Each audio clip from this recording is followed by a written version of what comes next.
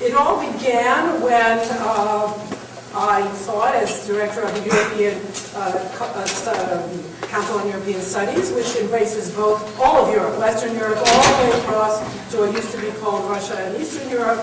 It's still Eastern Europe, probably. It's ex-Soviet Union, but not ex-Eastern Europe. And so immediately came to my attention that Jan Gross's new book had just appeared this summer, and that he was a very important both scholar and voice in public debate these days, and it really was a good idea to invite him to come to Yale.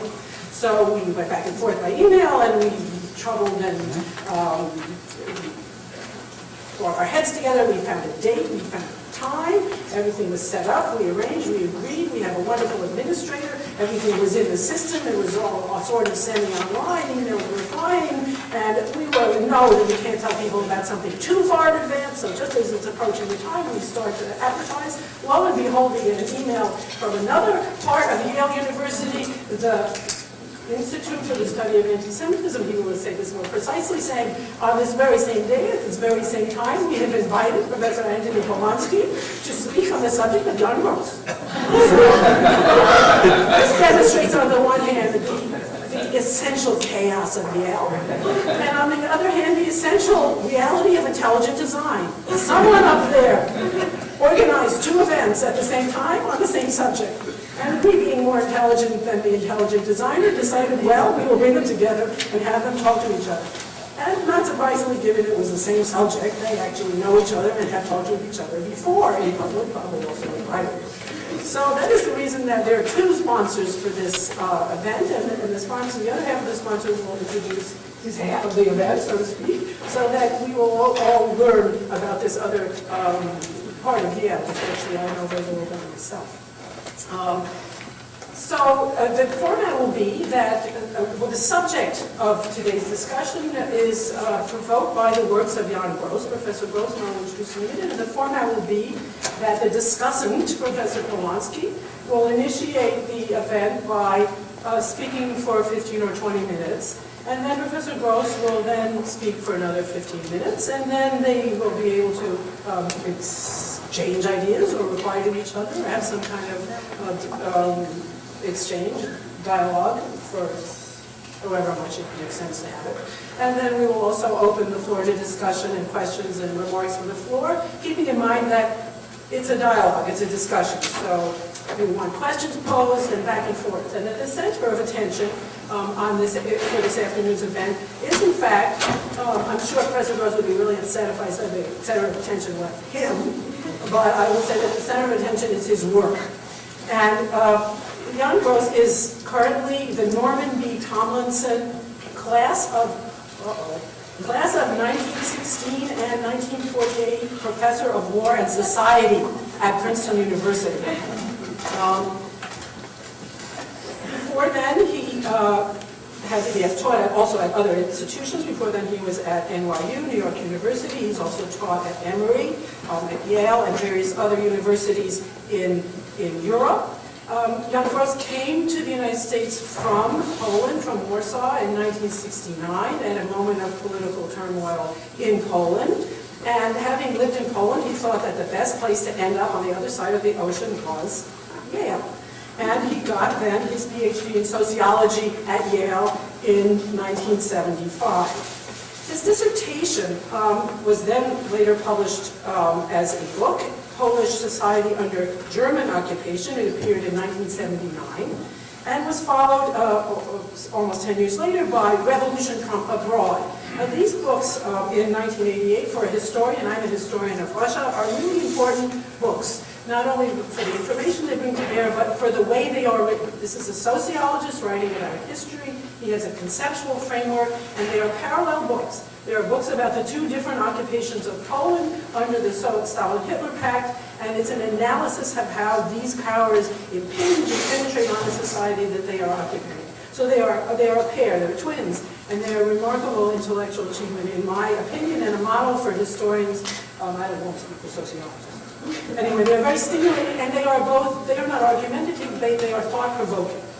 However, the piece of writing and scholarship that by Professor Gross that has been the most provoking and thought-provoking and politically provoking is his book called Neighbors, which appeared in 2001. And here he examines, instead of a broad conceptual problem, a microcosm, a case study, in this case the horrible event during World War II in which the Jews of a certain town, Jedwabne, were murdered collectively by their own Polish neighbors. And although this had been known locally, it was not alone, it was not really publicized in Poland. And the publication of this book in English and in Polish, and the debate that it aroused, really started a whole public discussion in Poland. And it is not every historian, least of all every academic historian, who can say that he or she has intervened in a public debate in a really productive and important and historical way. So Jedwabne, and I'm sure this will come up in the discussion, is itself a historical event.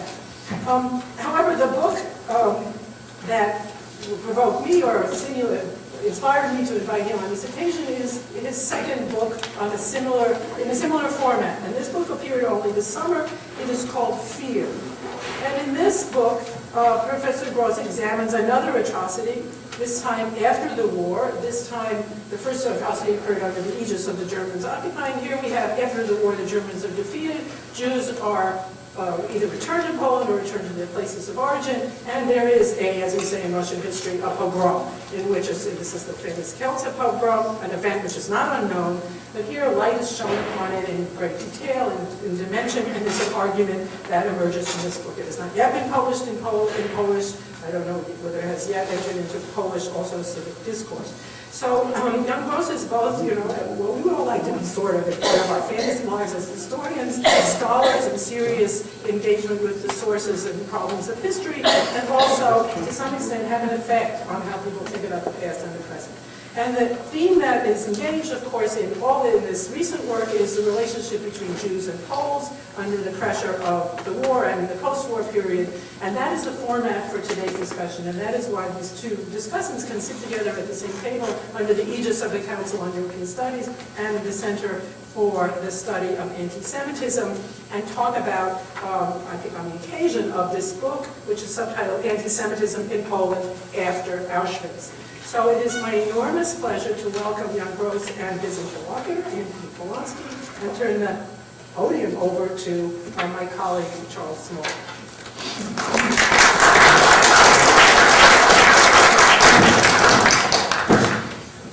So thank you. So just a brief few words about the Yale Initiative for the Interdisciplinary Study of Anti-Semitism for those who don't know about it. We were just launched in September. We run a seminar series, and we're going to be housing research projects of the sort. So for people who don't know about us, if you want to receive our emails, we send out emails regularly in a newsletter about issues of anti-Semitism, mostly contemporary anti-Semitism. I'd be happy to take your names down. So this is a new program. It's actually the first at a North American university that's focused on the interdisciplinary study of anti-Semitism. So it's a great honor to be a part of this event, and I'll be very quick and brief. I would like to introduce to you Professor Polonsky. He is the Albert Abramson Professor of Holocaust Studies at Brandeis University. He also has an appointment at the Holocaust Museum of the United States. Professor Polonsky is an expert on the subject of Polish history and Polish-Jewish history in particular. I won't go into the amount of books and articles that he's written, prolific writer. He recently just received a very prestigious award in Poland called the Felix Scharf Statuette, which is an award for scholars who are engaged in preserving the legacy of Polish-Jewish history. He's also edited a book dealing with the issue of neighbors, which Professor Gross wrote, called The Neighbors, a Response, where he has an edited volume of collected essays responding to the important works of Professor Gross. So it's really an honor to introduce Professor Polonsky.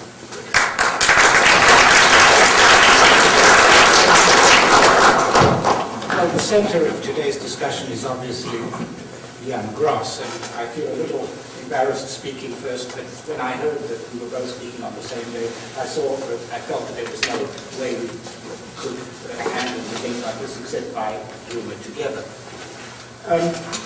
What we're looking at today is the question of Polish-Jewish relations and Polish-Jewish attempts at Polish-Jewish understanding.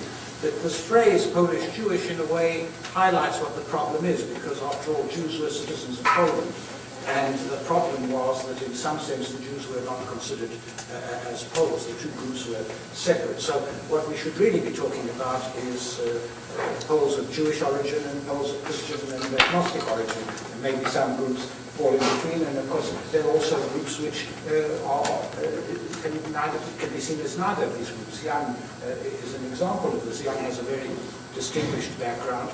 His grandfather was representative in the Austrian Reichsrat of the so-called Club of Progressive Jews, elected mostly by non-Jews in Krakow. His maternal grandfather was a very well-known criminal lawyer who defended Jews, but who was not himself Jewish. So he is a person who illustrates or combines these problems.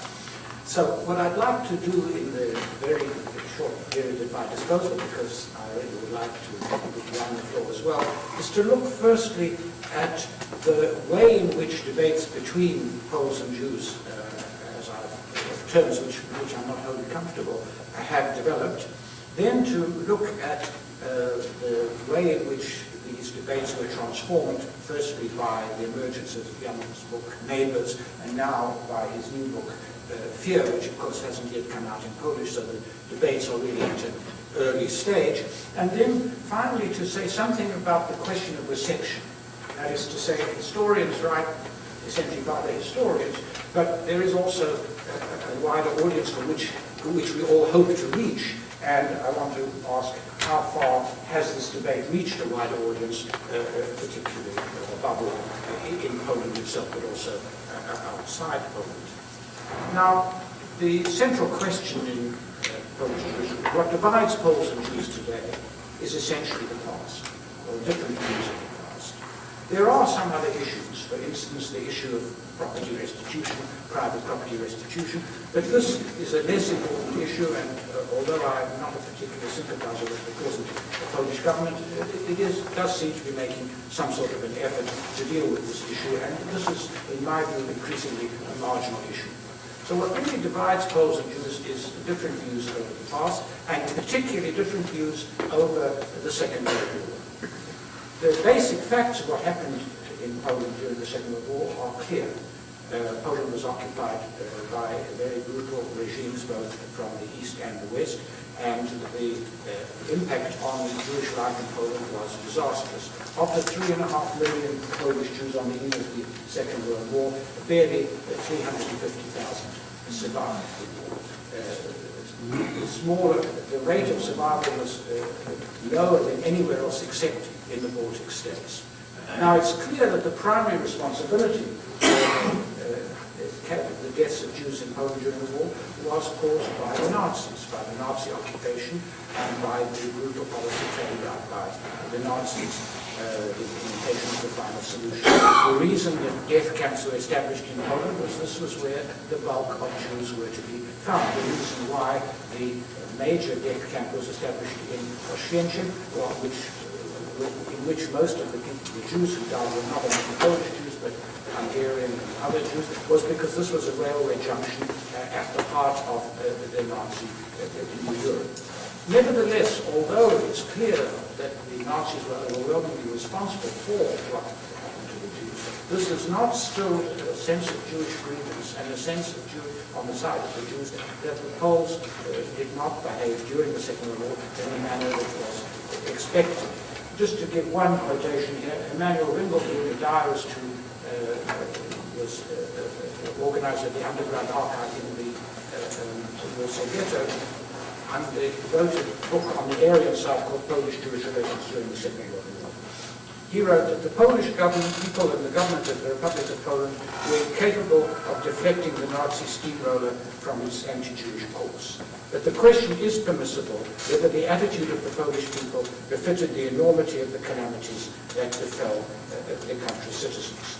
Was it inevitable that the Jews needed to hear laughter from wild mobs resounding from the other side of the ghetto walls? Did they really have to prevail such blank indifference in the face of the greatest tragedy of all time?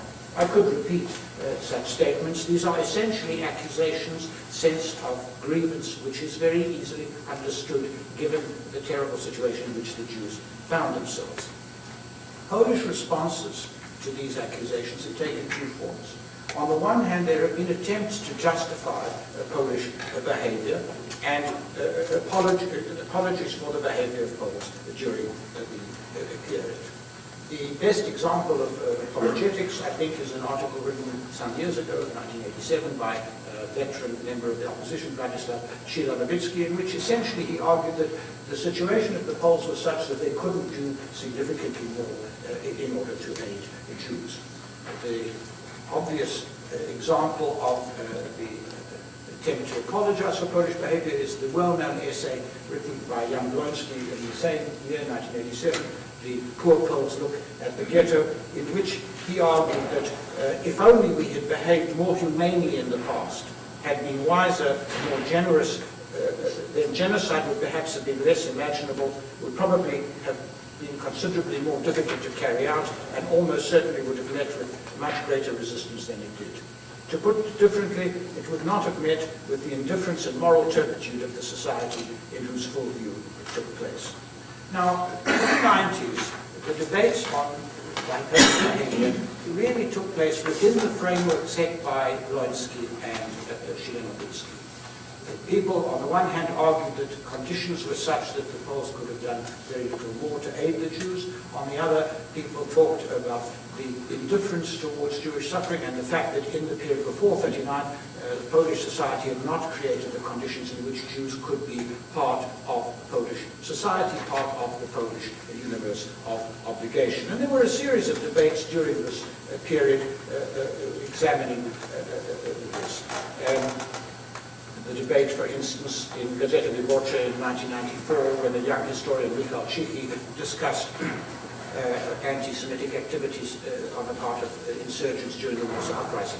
It's an interesting comment on the present climate in Poland that Cichy has just written an apology to the insurgents, while repeating the same statements about what took place. Why he did this is an interesting question which we might discuss.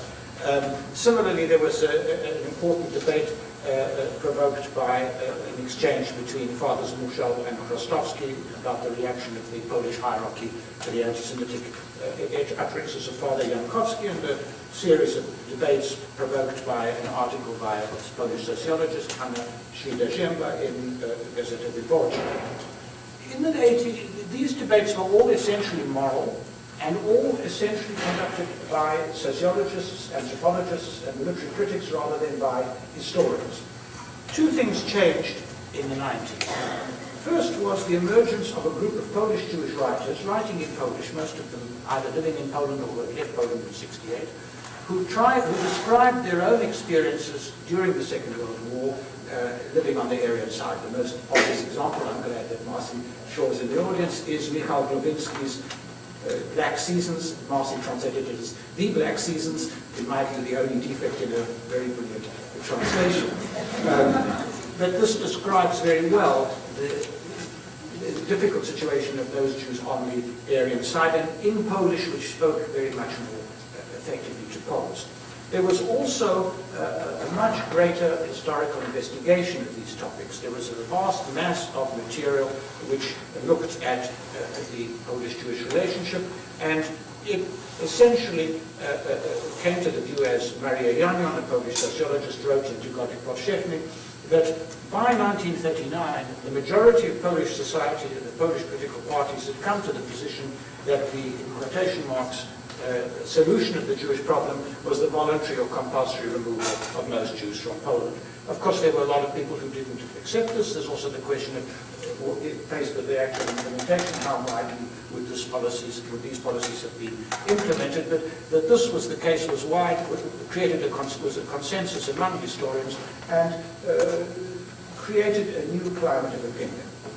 And this was the context in which Jan's epoch-making book Neighbours, which was first published in Polish in 2000 and then in English in the following year, appeared.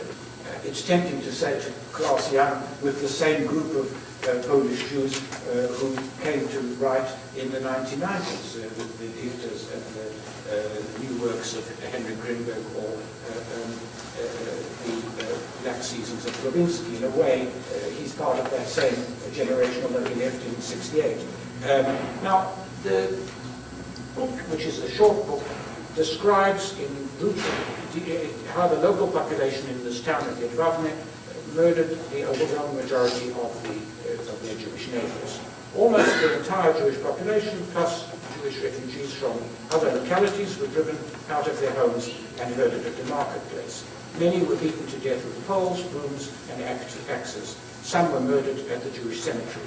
The vast majority were, about 700, burnt in a local bar.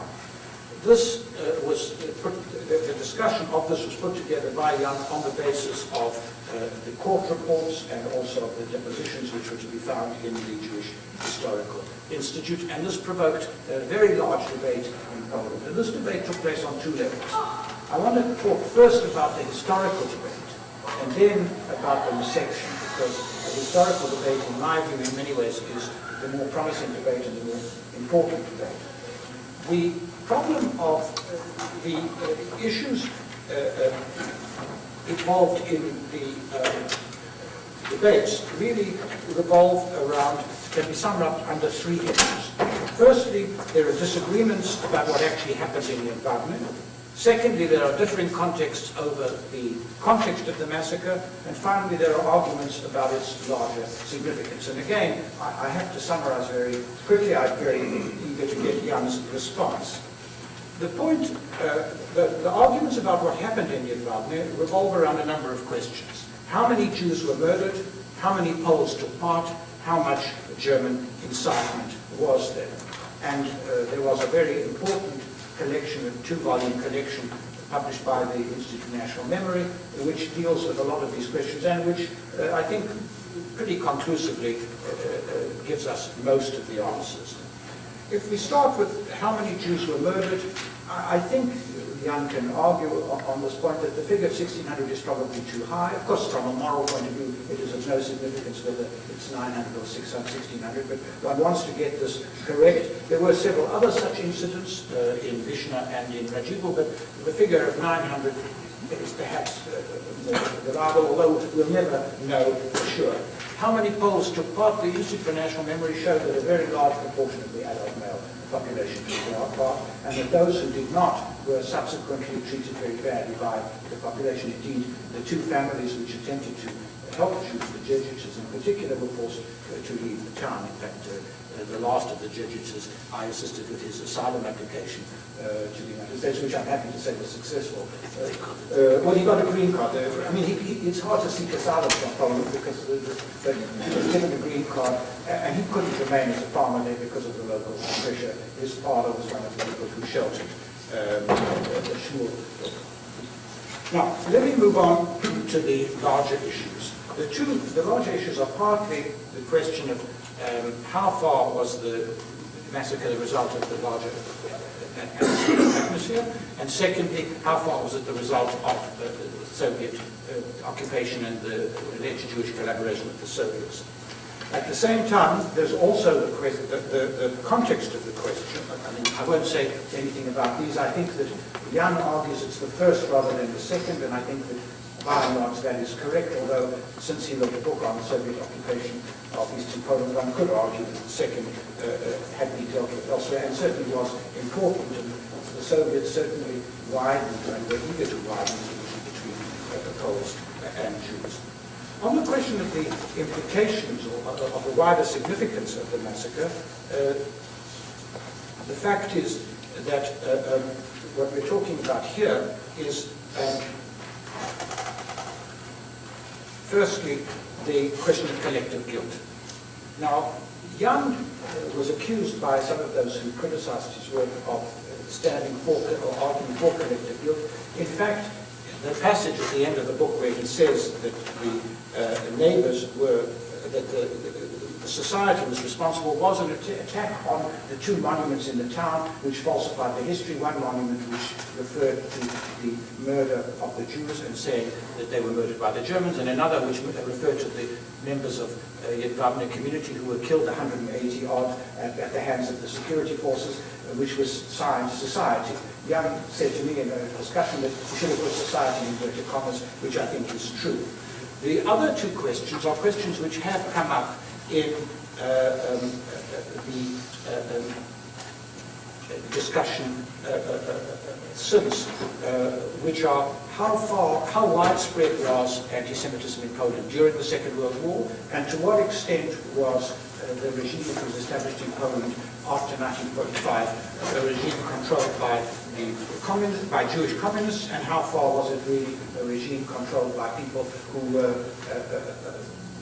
compromised by their behavior during the Second World War. Jan has argued it's rather the second rather than the first. Let me now say something about the response to what happened. Certainly the debate on Yidvabne has been the most serious, profound and protracted on any issue of Polish-Jewish relations since the end of the Second World War.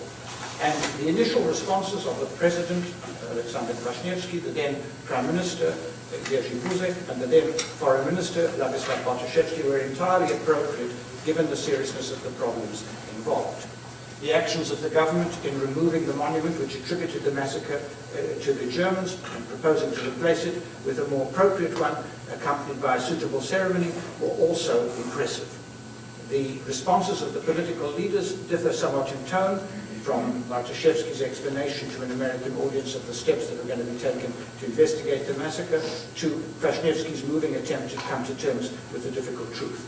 At the commemoration service, which was held in Yidvabne on the 60th anniversary of the massacre, Kwaśniewski observed, "We express our pain and shame, we give expression to our determination in seeking to learn the truth, our courage in overcoming an evil past, our unbending will for understanding and harmony.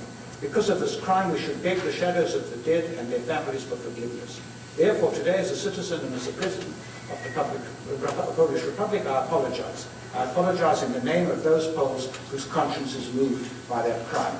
Interesting and serious qualification, but these were entirely appropriate. So too, with some qualifications, was the response of the Church, although the initial response of the primate was somewhat more complicated. How far has this changed attitudes in Poland? Initially, I think one could be quite optimistic. Certainly, there was a widespread willingness to accept what had happened and a widespread willingness to come to terms with it. Recently, the situation has changed somewhat. And here, I mean, I'm not sure how the situation is, and I very much like to get Jan's response. But there are a number of new developments which I think need to be taken into account. Firstly, there is what one might call transition fatigue. 17 years since the end of communism, nearly 18 years since the end of communism in Poland. Many people are better off, but many people are not. And there is a sense of the question, why is this the case? Secondly, the fact is that Poles, one of the principal objectives of the Polish political elites, whether of the right or left, was to get admission to the European and international structures, NATO and the European Union. This required a certain sense of restraint, and a sense that is no longer the case because Poland is part of these structures. This enables people to speak more freely. There's also been a political change in Poland. The last post-communist government compromised itself by its corruption and its crony capitalism. It's very much discredited. The left has only about 13 or 14% of the vote in public opinion polls. The SLD is essentially self-destructive, and the right has come to power. This is not in itself a bad thing. The problem is that the right was divided, and in order to hold power, the present government has sought to win the support, and it has in its coalition several extreme right-wing parties. This has created a new climate of opinion, which is problematic. And you can see this in the reception of Jan's second book, which we'll discuss in due course. I haven't had time to say much about it. Firstly, there is now, there's been a debate in Poland about the nature of the transition in '89.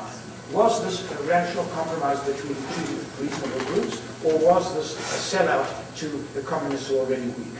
The second group is now This second view is now much more strongly advocated, and what you might call the neo-nationalist or neo-Ende group of historians is much stronger both in the Institute for National Memory and elsewhere.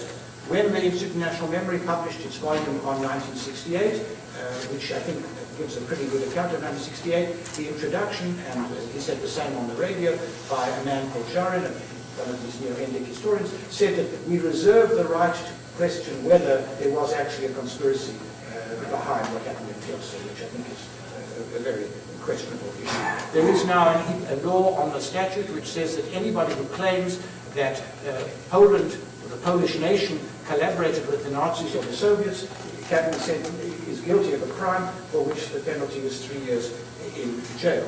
The whole question of getting rid of people with a communist past has taken a very nasty turn, the last aspect of which was the forced resignation of the Archbishop of Warsaw. On that occasion, very viciously anti-Semitic statements were made by the people at the church, and you can read these also in our agenda.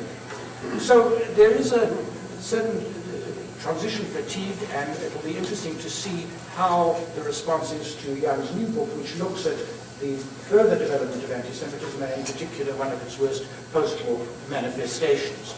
I think that while all of the things that I've described are true, what is also important, and with this I'll conclude, there has been a much greater scholarly base for the investigation of these events.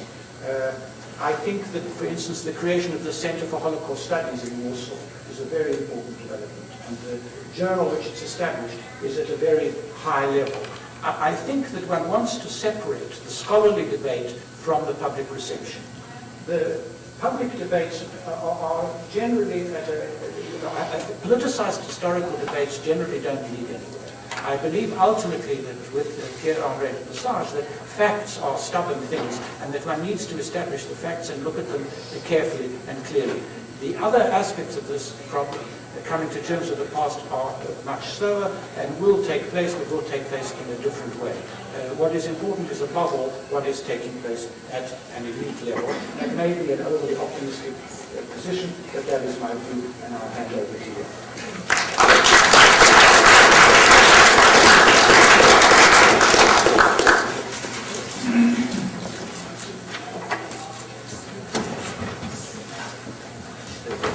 Thank you very much. Thank you very much for everything, for Laura's wonderful introduction and for the invitation to appear here, and for Antony's very thoughtful series of comments. Of course, almost every item, so to speak, on the long list of his observations would serve us as an introduction to a conversation by itself. So there is a whole bouquet of issues here, and I'll maybe respond to a few, and then we'll see what happens. And probably we will run out of time. As far as the one thing which I find to be very interesting, and it's an issue that really stretches very far back. To the period of the Second World War, and a kind of a manner in which the destruction of Polish Jewry has been processed, as it were, by the surrounding society. Processed, I mean by that, essentially recorded and then dealt with. But it starts then in the discussion that Antony presented. This issue of relationships between Poles and Jews reappears once again in 1980s and 90s, and then after the publication of Neighbors, the big question before us is what do we attribute to the fact that these issues suddenly come up finally, and then that they are taken and attention is focused on them and they are discussed. In 1980s, and I think the statement from Antony is very good and important here. The article that was published in Tygodnik Powszechny, a wonderful Catholic publication of Krakow by by Jan Błoński really triggered an enormous amount of this early interest and focused conversation on the issue of Polish-Jewish relations. And by today's standards, it was of course very tame, but significant. And Antony failed to mention, but what happened at the time was also a kind of an opening up of this dialogue within conferences of scholars. We participated in several of those. And there were scholars from Israel, from America, from Poland that started meeting in various sites in Oxford, in Jerusalem. There was a very important meeting. One of the very important publications that came out of it was a collection, a wonderful volume that Antony edited with Błoński's article and then a series of responses to it, and it came out in English. Really, there was a kind of a coming of minds, so to speak. This is a time also where an incredibly important and moving documentary film has been made about the Kielce pogrom by Marcel Łoziński, which is called The Witnesses, in 1987. It was shown at one of these conferences. Let me say that at the same, so this was the focus of attention in a fairly small, narrow milieu of scholars, and moved the discussion considerably. I was part at the time of an Émigré initiative which started among, at the time, younger people who left in 1968, following the events of 1968 from Poland. We started a periodical, which was called Annex. It was coming out for a number of years, first in Sweden, then in London. And it was a kind of a lame, parallel, very modest statement that went along the same track that this formidable publication of Kultura by Giedroyć first established. And one of the issues that we have published, it was actually before Błoński's days, was devoted to the discussion of the subject of Polish-Jewish relations. Several articles were written there. I wrote a piece which later on would appear in a book form as well. And a very important text was written also by the editor of the journal at the time, Alexander Smolar, who later on played a very important political role. In fact, sort of returned after 1989 with at least one leg to Poland, divided his time between Paris and Warsaw, and was a very close advisor to Prime Minister Mazowiecki at the time. We spoke, I think, in ways that went several steps beyond, so to speak, the discussion that came out in Błoński. Interestingly enough, it was not picked up by anyone. Even though it's the same milieu, actually, these articles were sent around. Bartoszewski was one of the people who were supposed to respond to it. Jacek Puroń as well. And somehow it sort of petered out. I had a correspondence exchange at the time between Smolar and Bartoszewski, and it involved a statement that Jan Józef Lipski had made, which was also a very important statement. Jan Józef Lipski, an incredibly significant figure in Polish opposition, and also in a kind of an opening towards confronting this xenophobic tradition that informed Polish politics. For those of you who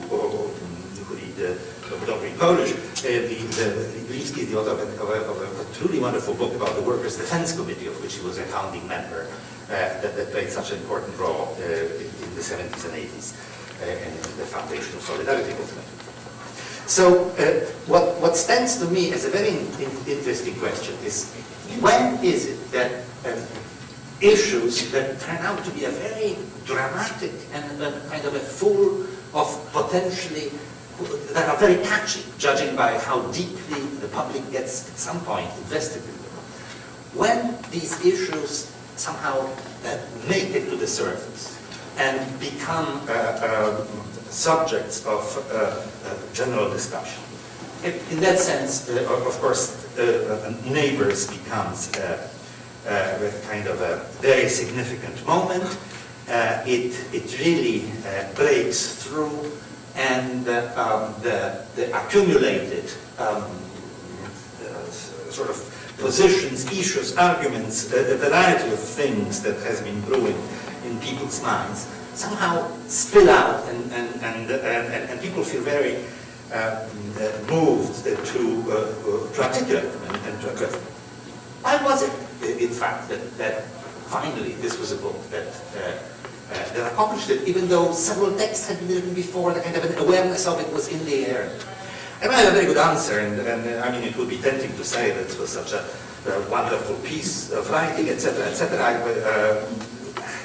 It's a lot of very good pieces of writings have been put out. Somebody pointed out to me an aspect of it, which I think maybe to a large extent an answer to this. And this friend of mine said, you know, this is this CC phenomenon. When you send an email to someone to do something, and then you write a CC to somebody who is in the eyes of that person to whom you addressed it of some significance and importance, you immediately get answer. And just a lot of things happen that otherwise would not. In this case, she said, it was the fact of publication of this book in English. And in fact, when I think about it,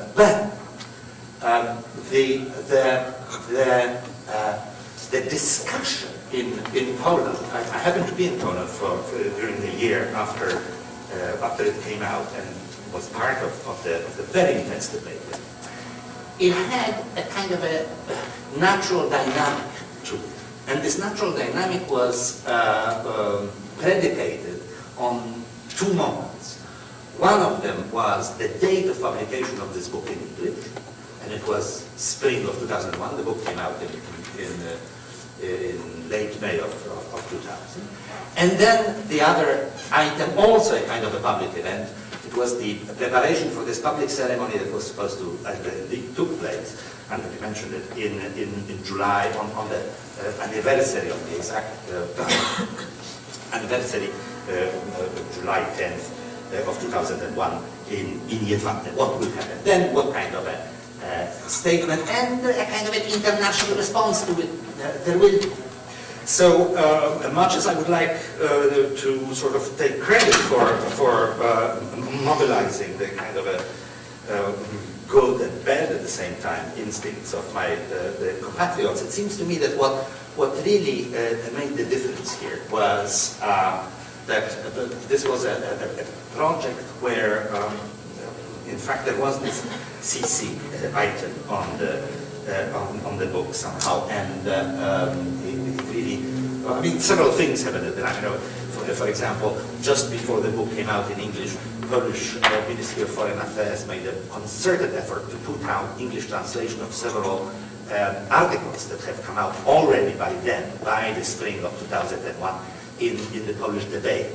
And Polish consulates have received these, the book, and they could distribute it freely. I may say also, parenthetically, that the Polish Ministry of Foreign Affairs has just published a book in English of translations of several articles that appeared in Polish periodicals and press in response to fear, most of them critical, some of them not so critical, and it's sort of available. It created a kind of a, this is coming back to this issue that Antony wanted to put out, namely the phenomenon of reception.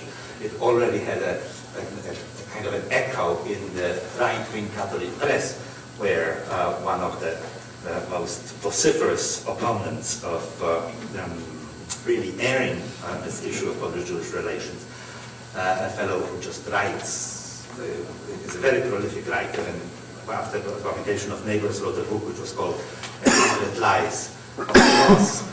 Now he published another book which was in fact a kind of a compilation of 21 articles, very long each of them, in the daily, the Nasz Dziennik, which is called Further Lies of the Cross. And it was a big piece in which he truly went after this publication of Ministry of Foreign Affairs. But and the issue there was, why didn't they translate my writings that were really critical of Gross? So, there's a kind of a, the public is ready, so to speak, and waiting, I think. I'm in the process of producing this Polish translation. It's not an easy task, I must say. It's just, it's a very exhausting subject. And it's very important to write it properly, too. This is an issue with which I became, I'm very much aware of it. This first essay, which I published in Annex in the early issue of 1980s, I delivered it first as a talk in English, and somebody translated it. And actually, this was a horrific translation. Unfortunately, it was not published in that form. It was sent around to people for discussion. So I later had to rewrite it. Now I'm writing it again, and it's a very painful process. But it will be out. It will be out in the summer. The Catholic publishing house, Znak in Krakow, is putting it out. It's a very, very good publishing house, and they are about to published an even more scandalous book by a priest who had assembled historical materials from the archives of the secret police on collaboration of priests in the Krakow area, and you can imagine that this whole story will generate quite a discussion. There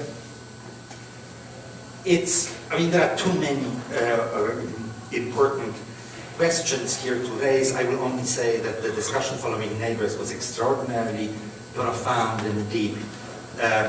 I can actually get into this question of how many people were killed, and the investigation of the issue of national memory. This is a very lucky circumstance for me, and I think for Poland, that the man who was in charge of the Institute of National Memory at the time was a man of just impeccable integrity as a public servant, and that these two huge volumes that were published, some of it were studies, and the other documents, were really produced with tremendous attention to fairness and detail. What's going on now, this Institute of National Memory, as Antony mentioned, this is a slew of NDEC historians took it over, and it led even to a scandalous piece of this new fellow who is in charge of the Bureau of National Education, who publishes ex officio introduction to a volume that has been prepared before, and in fact this undermines the text of this volume on the Polish-Jewish relations during the war. One of the reviewers called it literally scandalous. So if they were in charge at the time, the Institute of National Memory would have produced a very bizarre, I think, findings indeed. How many people have been killed? This is the investigation that has been carried out by a sort of investigatory branch. Again, a very decent man who conducted it. To a large extent, it was left up in the air. They said it's very unlikely that 1,600 people had been killed there. But if you look at the depositions that were made during the trial in 1949, there are several statements from people, and most of them come from Poles, from Polish witnesses or those who are in some ways implicated. And all of them sort of point out, they say 1,500 something, 1,600 something, 1,200. So it's just a matter of how many Jews there were in the environment at the time. One cannot say very specifically how many exactly. But all the evidence we have from the period is that this is more or less the ballpark figure. Even though some demographic studies had been, and there's a big demographic essay but it's totally unconvincing. I don't want to go into it. And of course, as he says, it doesn't matter. 800 people or 1,600 killed there. It's the same story. But to be frank, there's no good grounds to say that there hadn't been any killed. One thing has not been contested by anybody, that this was essentially an effort and to a large extent successful of killing everybody who was there. So again, if only 800 had been killed, part of the discussion had to do with the size of the barn and how many people can be put in. if not that many people have been burned in the barn, then a lot of people have been killed in just individual episodes in which local peasants chased the local Jews and simply killed them with kind of handheld implements, so to speak. So this is, it was very lucky. It seems to me that the book could have had such a scrutiny, and indeed it was just unbelievably detailed and stand up to it. The next one will be much more complicated. Of course, it's an interpretive piece, and I expect to get a lot of flack, so to speak. And but that's the way it goes. So to speak. Let me finally say one word also about the kind of Antony mentioned that in this early discussion that took place of this issue in the 1980s, it was not historians who took part in it. It was mostly ethicists, literary scholars, sociologists, anthropologists. I must say that as far as discussion of neighbors is concerned, the most interesting voices also came from outside of the profession. I don't know what to attribute it to. There were some very good and there are some wonderful historians who do great work now in the field and who lay out lots of new facts, especially that center that he mentioned on the study of the Holocaust with a new yearly publication, Zagłada Żydów, the destruction, the Holocaust of the Jews. There are some stunning pieces. In the first issue there was fantastic work.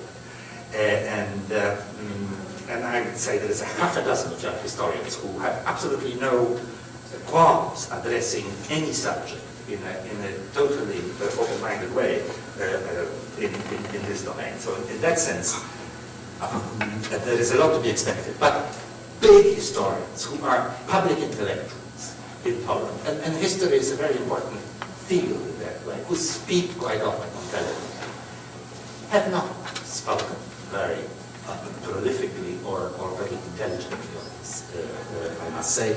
And in a way which I find to be very regrettable, the kind of the public forum has been given to this new crop of sort of nationalistically tinted scholars, while in a previous generation of historians, there is just several of brilliant intellectuals of a completely different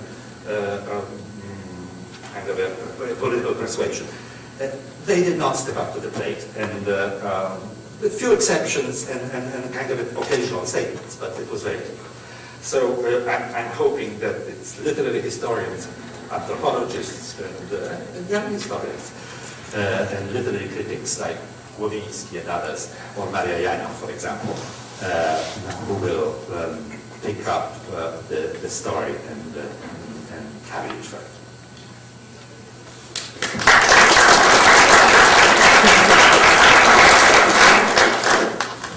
Actually, I think at this point, since there's a lot of implicit dialogue already in the two presentations, it would be nice to open up from the floor, unless you'd like to... I just make one point. It's a technical point. But be aware of audibility. Can you hear at the back? No, I'll start to this. Jana asked at the end why Polish historians haven't involved themselves in this debate. I think that there's a Polish historiography which essentially was developed in Galicia, was heavily positivistic in the German sense. And this positivistic, that is fact-based historiography, was intensified in the Soviet period, or in the communist period, because history continued in this period. But the way in which people continued to write history was by writing heavily fact-based studies with introductions which made the compulsory obeisances to Marxism, Leninism, and without conclusions, because if you had a conclusion, you spelled out what you were saying. And this had a very bad effect on the way in which historical scholarship developed. I just make that point. Well, I will be the traffic. Yes, please. I don't want to be a cop of any kind. What shall I be? Traffic controller. That's better. Okay, and so Gus, which gentleman in the blue depot? Okay, so Gus, please. Gus Reed. I've got two questions. One, you mentioned the episode that is doing the... Gus, could you maybe stand up so I'm sensitive to people being able to hear? I have two questions. One is that you talked about two episodes, one during the German occupation, one after the war. I'm interested in what happened before World War II. I know I lived in Germany, I was a German Jew in Germany, and I remember a lot of Polish Jews streamed from Poland to Germany to escape Poland. So this anti-Semitism in Poland has a long history, just like anti-Semitism in Germany has a long history. I'd like to hear a little more about the causes of Polish anti-Semitism. I know a little bit about the causes of German anti-Semitism. I'd like to hear about Polish anti-Semitism. The second question has to do with the role of the church. I went to Poland in the 90s, looking for history from relatives of mine who had last been seen in Poland. We went looking for places, and whenever we saw a family in the church, we got a very short shrift, very nasty response. Obviously anti-Semitic, maybe we had a bad sample, but I had the impression that the church was very anti-Semitic before, from my little sample. I wonder what the role of the church has been through all these three episodes. So the questions for the back of the room, the first one is a question about, from the point of view of someone who grew up in Germany, what were the pre-war origins of Polish anti-Semitism? And the second question, what has been the role of the Catholic Church in Poland in relation to anti-Semitism? Jan will talk about the Catholic Church. I'll say a few words about anti-Semitism. The problem with the way in which Polish-Jewish relations developed in the interwar period was that as a result of the failure to transform the Jews in the 19th century within the Polish-speaking areas into citizens or subjects of the Polish nation, in other words, Poles of the Jewish faith, by the end of the 19th century, Jews themselves in these areas defined themselves nationally as Jews and were seen by the surrounding population as a separate national group.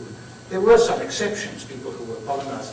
Jan's family is one example, but the percentage of Polonized Jews who thought of themselves as Poles was perhaps 10% higher in Galicia than elsewhere in Poland. What this meant was that in the interwar period, what Jews were looking for in Poland was both individual rights, the rights guaranteed as citizens, but also group rights, the rights to have their own educational system, the right to use their own language in the courts and elsewhere. And as we know, it's much more difficult to guarantee group rights than individual rights. If you periodize the interwar period, between 1918 and 21, when there was the struggle to establish the borders of Poland, there were conflicts because Jews wanted either to be neutral in these conflicts, for instance in the town of Lwów, they wanted to be neutral in the Polish-Ukrainian conflict, or in the town of Vilnius, they took the Lithuanian side. They were also identified by some Poles as linked with the Bolsheviks. Between 21 and 26 you had a parliamentary system. It started with a rather difficult situation for the Jews, but from about 24, 25, in particular, the Prime Minister, Brandeis, reached an agreement in Polish, the Ugoda, with the Jewish club, by which the Jews recognized the borders of Poland, the 1921 borders, and in return, a set of concessions were made. There's some argument about how this agreement was implemented, but I take it more positively than some of the other writers on this. And this policy was continued under Pilsudski. Pilsudski came to power in a coup in May 1926. He could be defined as an anti-Semite. His political opponents, the Indezia, were the anti-Semites. He was attacked. He was married twice. His second wife was not a Jew or a Jewish woman. But they had to be married in the Protestant church because there was no divorce. So she was always referred to as Żydówka and his daughters as Żydówki, which he resented very much. But he also took the view that Poland was a Poland of all the groups which were in it, including the Ukrainians. We have Tim Snyder in the audience who wrote about Józefski, who was part of this attempt to reach out to the Ukrainians. This situation changed around 1935. After 1935, after the death of Pilsudski, the situation of Jews in Poland deteriorated seriously, and there were three reasons for this. One was the successful conquest of power by the Nazis in Germany, and the fact that they were able, without much opposition from the outside world, to take action against one of the best integrated and most prosperous Jewish communities in Europe. This was a terrible example to everybody else. And moreover, the Nazis also financed anti-Semitic activity in Poland, both among Volksdeutsche, but also among some Polish groups. Secondly, there was a struggle for power among the successors of Pilsudski. Some wanted to return to a parliamentary system. The President Wojciechowski was one of these. Others wished to win over the support of the younger nationalists by creating something in Poland similar to the fascist or semi-fascist regimes which were emerging all over Europe. And part of this was the adoption of an anti-Semitic policy. When this political movement was established by Colonel Kotz, the so-called Camp of National Unity in Polish Ozon, it said that no Jews could be members, and anti-Semitic agitation was now increasingly used by the government. One of the figures linked with the government was Boleslav Piasecki, who played a rather negative role as a Catholic collaborator with the communists after 1944. Thirdly, the Great Depression in Poland lasted at least until 1936, because the Polish government pursued a policy of keeping the zloty stable. It had been one of its main achievements. This, of course, keeping a high currency is a way of preserving unemployment. And so there was very high unemployment. The depression was extremely severe in Poland, 25% fall in the GNP between 29 and 33. And the easy solution to this problem was to say, well, the unemployment is caused by all these Jews, and Jews should leave. So from after 35, anti-Semitic agitation spread very widely. And it spread particularly widely in the Yadvatne areas like this. This was a strongly nationalist area, and there is a very good piece in the Yadvatne volume on the rise of anti-Semitism after 1935. The question of how people fleeing to Germany, that's a little earlier. In fact, what happened, in 1938, the Kristallnacht was provoked, as you know, by the fact that there were 30,000 Jews in Germany with Polish passports. And the German government kept saying we're going to expel them. And the Polish government was nervous about this, so it took away from these Jews their Polish passports and the right to return to Poland. The Germans then expelled them, and that's what precipitated Herschel Grünschmann's attack on von Rath. But this, of course, was not a friendly act on either side.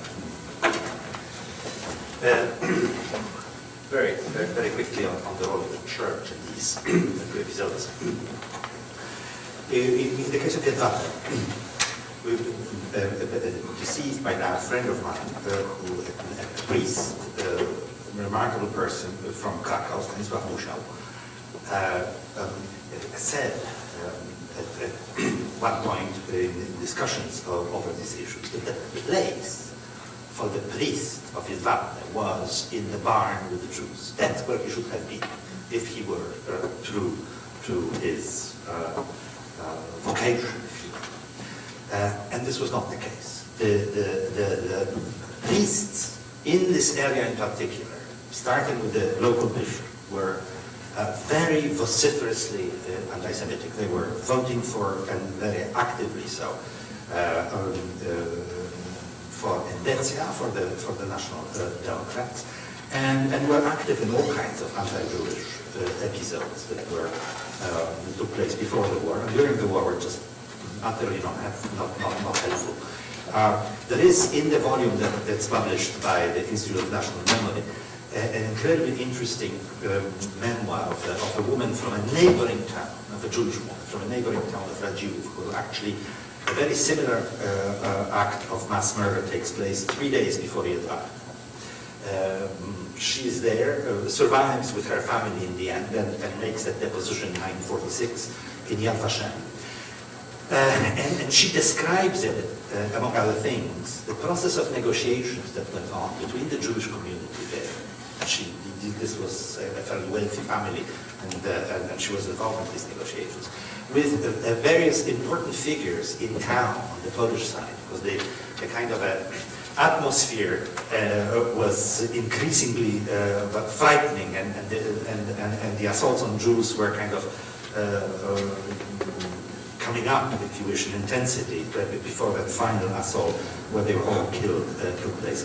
And including conversations with the priest, and the priest is just utterly unwilling to do anything. It just says, we know that all of you are communists, and I'm not going to intervene on your behalf. Just he was ready to help one or two families, and including her family in the end, but would not act on behalf and kind of intercede with the Polish population. The church's position vis-à-vis the pogrom after the war in 1946 is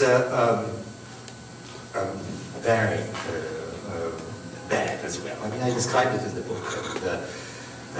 It's essentially clergy's anti-Semitic.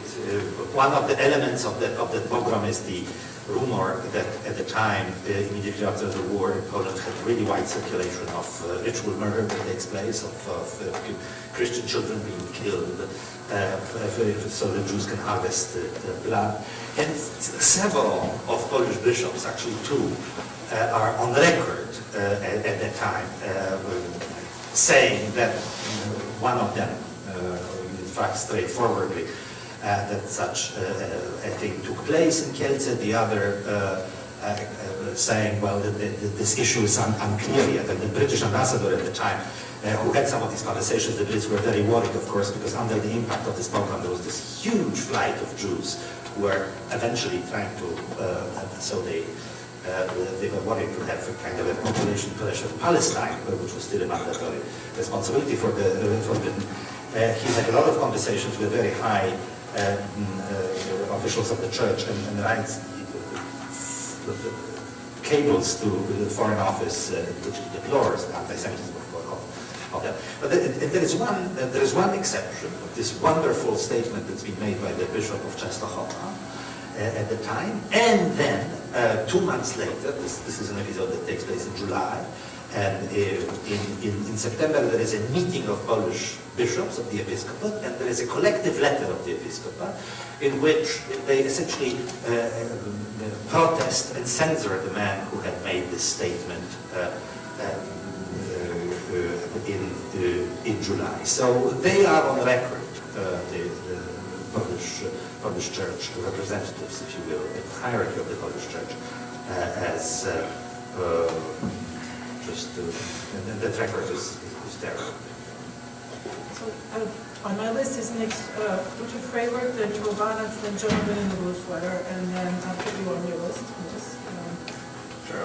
yes, okay. Uja, please. I have a question and remark. Question goes to now. I learned from your book that before this book came out, actually there was a film made by on the same incident that Vinegar describes so wonderfully in this book. So I wonder why this film, obviously being broadcasted on Polish television, the documentary, did not make the same splash as your book. Because normally we attribute to film to more public resonance than the book. So what actually made the difference? And the remark is on language. I learned from Professor Polonsky today that there are these long-standing definitions, ethnic divisions of Jews, not thinking of themselves as primarily Poles, but Jews within the Polish community. But I was always struck, and I was even struck by Jan, using the same concepts, the same kind of linguistic concepts to describe who you're talking about, Poles against Jews. And I wonder if we as scholars should not make an attempt to move beyond the contemporary universe of people, contemporary mindset of people who think of themselves as either Poles or Jews, but as scholars today try to have a more distant view and talk about Catholic Poles and Jewish Poles instead of talking about Poles and Jews. Very quickly about Agnieszka Arnold's film. There are two films that she had made. One of them was put out before the story of Jedwabne, the book Neighbors was published. And this was a film that was a very general film on the question of Polish-Jewish relations, with essentially interviews with a lot of people who are usually interviewed in this context. And at some point in that film, there is a mention that the killing of the Jews by Poles took place in Jedwabne. This is not really a film on Yetvarna. This is, and it's just a sentence. So unless somebody, and then, but her documentary, and she was, I don't want to say by this that she was not aware of this matter. She was aware of this matter, and actually she had the presence of mind before I did to go to Yetvarna and to investigate this matter seriously. We both read independently the position of the man who survived, and it's just a striking deposition, but she was clever enough to take it seriously, go there, and actually very quickly discover, because people there would speak openly about it, that this is indeed something that has taken place. And then she started working on a film. But her documentary film came out about a year after the book. It literally came in April of 2001. It's an important date because it's before, for example, the public event that took place in July and so forth. But so on television, it was shown in April. It was, I think, 2 consecutive nights, 1-hour program each time, very powerful, and it made quite a big difference. Then there was, I remember, on television immediately afterwards, kind of a discussion in which the head of the Institute of National Memory took place as well. A very important one. So, yes, it was there. Well, Anthony, I think, let me make an administrative intervention here. If we could, there are lots of people who want to ask questions, so. I just want to talk about Poles and Jews, which we have raised. Oh, okay. Which is But if we could just be brief to have as many as possible. Okay. Jan said that one of the heroes of this episode was Leon Keres, and Leon Keres was awarded the St. George Prize. St. George apparently no longer exists, but he's still seen as a symbol of a person who fights evil. And when Father Broniecki, the editor of Tygodnik Powszechny, awarded him the prize, he said that as director of the Institute of National Memory, as director of the Institute of National Memory, we were often attacked because all you've done is investigate crimes which have been committed against Poles, not crimes which have been committed by Poles, not crimes which have been committed against Poles. And your great virtue is that you saw, which none of us really perceived, that the Jews at Yetvarna were Poles. Poles of a different faith and of a different ethnicity, but Polish citizens and Poles nonetheless. That's absolutely right, but the problem is that there are a lot of words that historians use which are defective. Pogrom and anti-Semitism are just 2. And Jews and Poles are also highly problematic, but to keep using paraphrases makes the stuff unreadable, and you really can't avoid using these terms, but one needs to make the qualification at the outset, I think, which you've already made. Gentleman in the blue sweater, whose name I do not know. The presentations are fascinating. I know that the 2 of you don't do this, but in the lay public, simplistically, too often, the history of Jews in Poland is portrayed in terms of the deaths of the Holocaust with footnotes in places like Kovnak and Kielce. The question that I have is, particularly since the publication of your book, since the discussion of Yetvarna, as you know, the life of the Jews in Poland before the war was incredibly rich, and I don't mean financially, but in terms of culture and religion and vitality. Has your book and the discussions that have followed, has that contributed to any discussion of the sense of a loss within Poland of that richness? That's part A of my question. And part B, I know that there is work afoot to create a museum in Warsaw for the history of Jewish life. Do you see that as playing any role or anything meaningful in this discussion?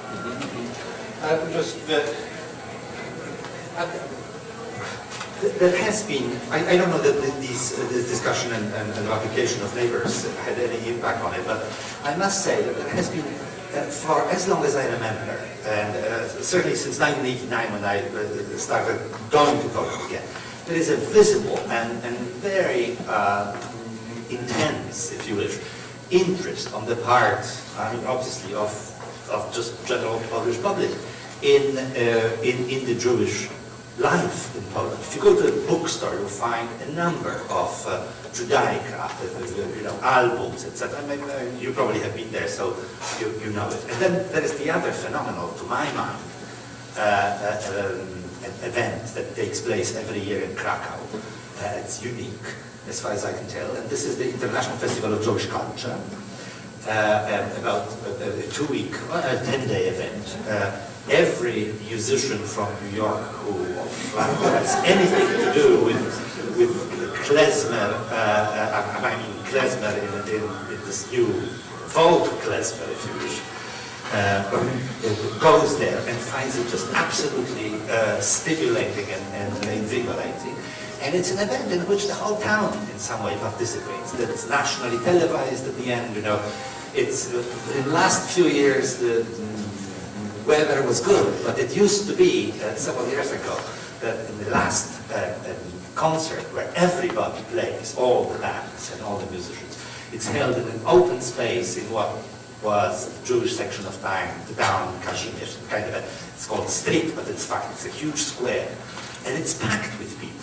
There used to be rain, year after year. It didn't make any difference. People just stayed there with umbrellas, danced, and these were not just phony imported Jews, so to speak. I mean, there were some of them real Jews, some of them phony Jews, and a lot of local people. It's just, it has a place now in life of this city, which is a very important city in Polish life. And I think that this museum is part of course, of the same spirit of renewed interest. Galin, please. Galin Panov. I have a question to the speakers.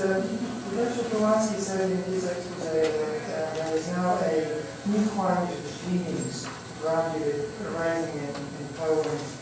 And he spoke a little bit about the European Union as a factor. And this is probably not confined to Poland alone. The British press has been covering over the last 12 months or so rising anti-Semitic sentiments in France and elsewhere.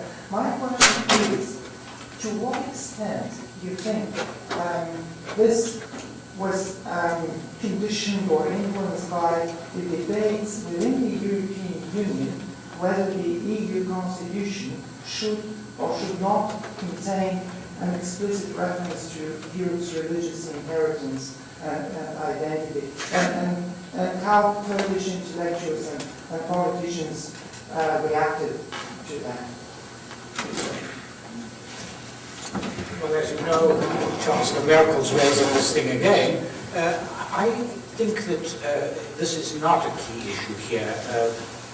If you talk about the rise of anti-Semitism in Europe, there are 3 factors at issue. One is that it's 50 years and more since the Holocaust, and there's some taboos have been broken.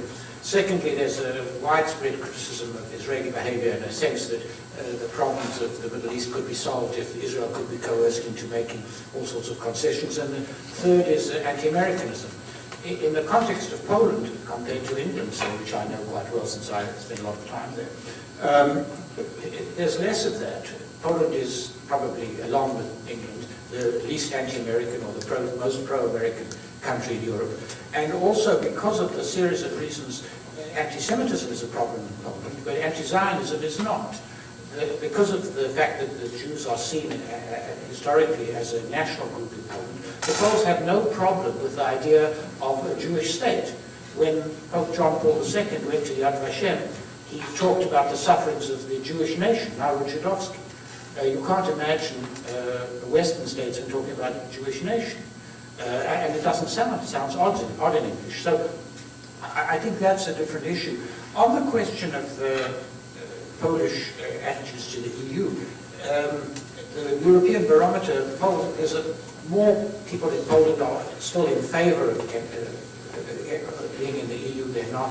The European Constitution is something which would have been problematic for Poland. So the fact that the preamble wasn't in is actually not that important. The Poles are the strongest advocates of Turkish entry into the EU, and that's, I think, a significant factor. What I would say is that there is now, generally in Eastern Europe, a new generation which didn't live under communism. Now, those of us who lived through the communist experience, although we were strongly opposed to it, Jan and I share this background. I didn't live in Poland, but I was actively involved in the solidarity. Know that the other side, the side that we were against, had many good people in it, and that it was not all black and white. But there is now a sense that among younger people that all sorts of unnecessary compromises were made, and all those people who made them should be condemned. This is not only a Polish phenomenon. The 50th anniversary of the Hungarian uprising was very different from the 40th anniversary.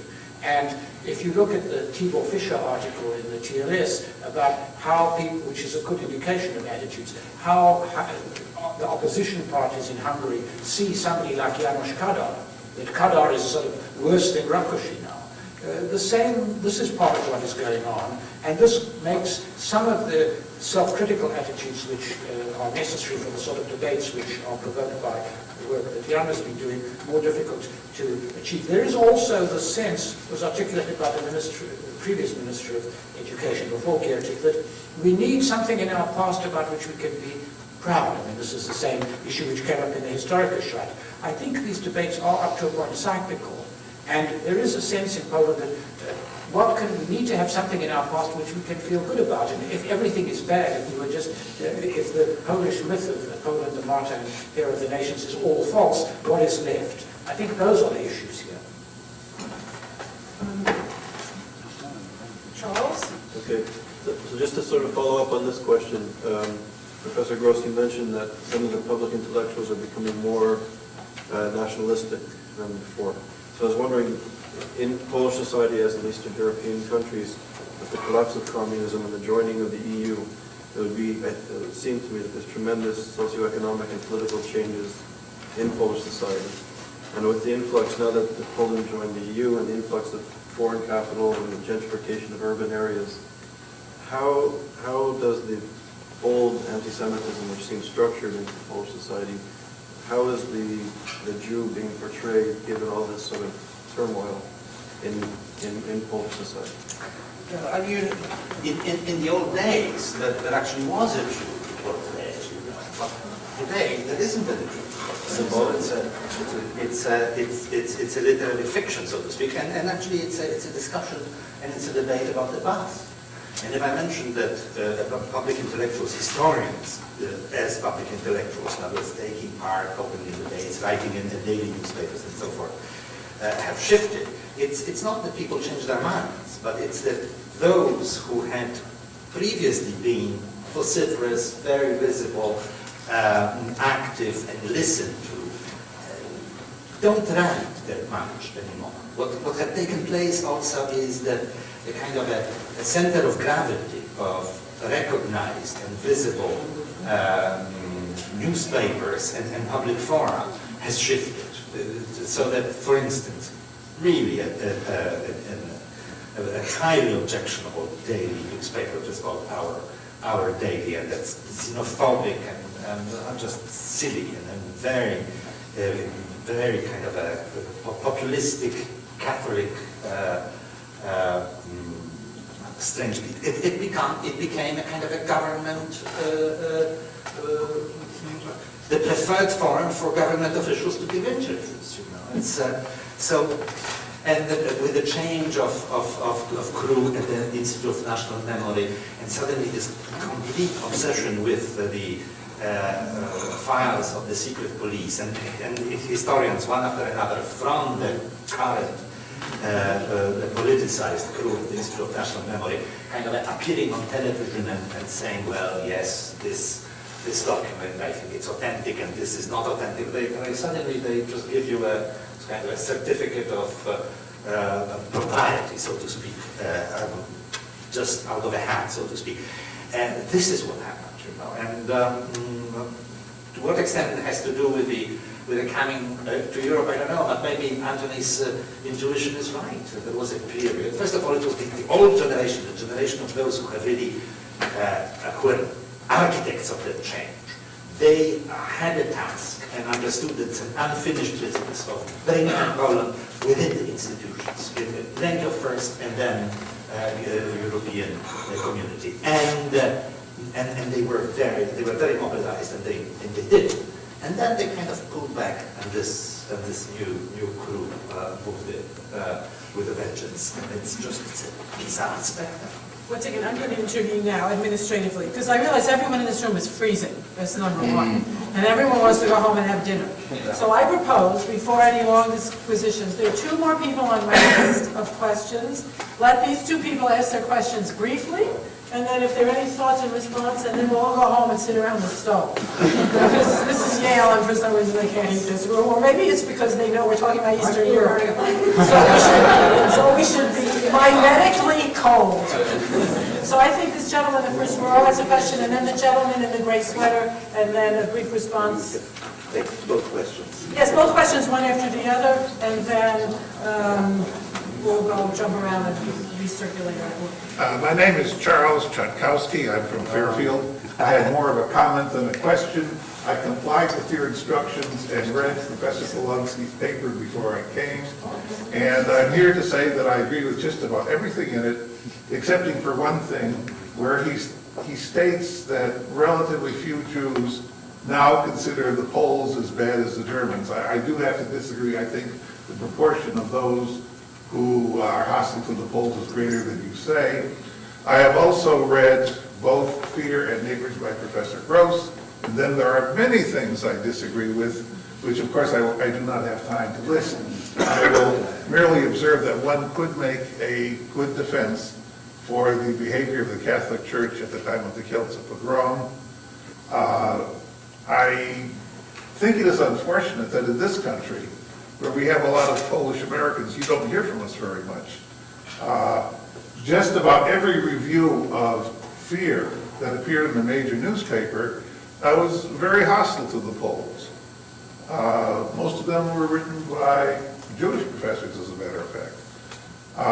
The one for the New York Times resurrected Yitzhak Shamir's old canard about Poles sucking in anti-Semitism with their mother's milk, for which I wrote a letter to the Times.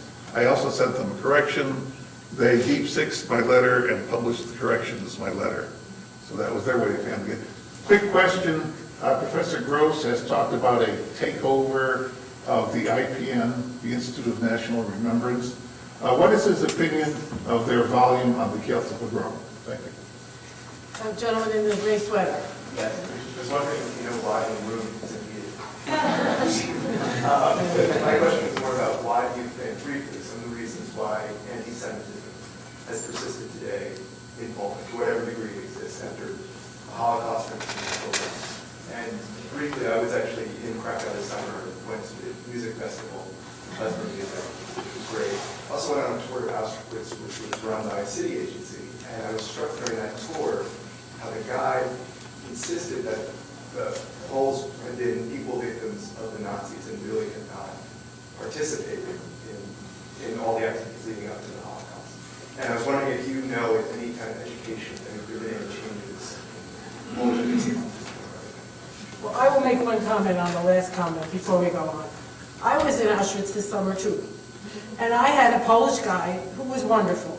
She was about 40 years old, she had beautiful English, she understood that there were many different victims of different kinds and not necessarily equivalent, but each one having its own story and its own problem attached to it. So I think if you're going to go anecdotal, there's a certain danger in that, and you can find examples of, you can find some examples which that go in different directions. So I'm just throwing out another anecdote. On that question, there is, of course, an international committee for the State Museum at Auschwitz concentration camp, which has tried very hard to deal with the question of training guides adequately and having proper signage. I was on that commission when I was still in England. I know a lot of the people are still on it. I think they're doing a very good job. I think the people in the museum in particular, Mrs. Shivotska, the director of the museum, have done a very good job. The museum published this very good little pamphlet on the actual victims. I think that, we now have figures which are also more or less accepted by Yad Vashem. About 1.1 million people, probably, this is a low figure, this is the determined figure, died in Auschwitz, about 960,000 of them were Jews, 75,000, I mean, using these terms which we can't get rid of. 75,000 were Poles, another 15,000 were Sinti and Rom, 20,000 were Soviet prisoners, another 15,000 were Western European. This is well known, and you can buy this material in English in the bookshop at the museum in Auschwitz. Things are much better there than they were. Antony did mention one item on the sort of Auschwitz scene. One of his students is now in charge of one of the kind of the research centers that is permanently stationed there. So things are looking better and better. And as far as the volume that is published by ISGAP on Kielce, it's a good volume. The documents there are good, but the introductory essay by the current head of the Institute's Bureau of Education is scandalous. So I'd like to make one point about the reception here, which is relevant to Poland, and it's also sort of key to Jan. It is a pity that the wrong people were asked to review it. I think that the scholarly reviews in the American, in the Slavic review made much better. We're also going to have a symposium which Jan will contribute also in volume 22 of Poland. But I think that what is very important about, we haven't had a chance to discuss here, but what is very important about here, which is really a set of essays rather than a single book, is the first chapter, which does document very fully the sufferings of Poles in the sense which we've been using this term during the Second World War. Shows how the Poles were betrayed by the Western Allies, shows how the Poles suffered at Soviet hands. That's very important for an American and a Western audience to read, and it's all there, something that wasn't in Neighbors. And I think that it is important for that to be in Polish. I know you're going to say everybody knows this in Poland, but I don't know that you say it. And from a public relations point of view, it is extremely important to have that in the Polish edition of Neighbors. I know that you don't agree. You don't want to chuck it. You want to bring it back. I'm going to be the traffic controller again, because not everyone in this audience is aware of all these details and so on. And I'll just make one comment also about, I hope we have more time talking about fear. Fear is a gruesome description of what happened in Kielce, but it's a very interesting argument here. And since it's past the time at the end, we won't have to be able to discuss it. But part of the argument in this book is, and maybe it's well made or not well made, that the Poles felt guilty, that there is a public conscience about what happened in the war. So it is really dangerous to oversimplify books, especially when we haven't read them, especially when it's after the end of the symposium. But I want to thank, and before we leave, there's an announcement about the next event in this series, but I just, before letting you say that, I want to thank both of you for coming, raising difficult issues. And thank you. Just very briefly, next week at the same time at 4:15 in room 101 in the same building, there's an important seminar by Yigal Karman, who's going to be speaking about Ahmadinejad and the Iranian situation. So from one Holocaust to a Holocaust denier, I think it's a very important lecture next week. And also on behalf of our program, I'd like to thank you, Professor Eaglestein, and the speakers for a wonderful event. Thank you all.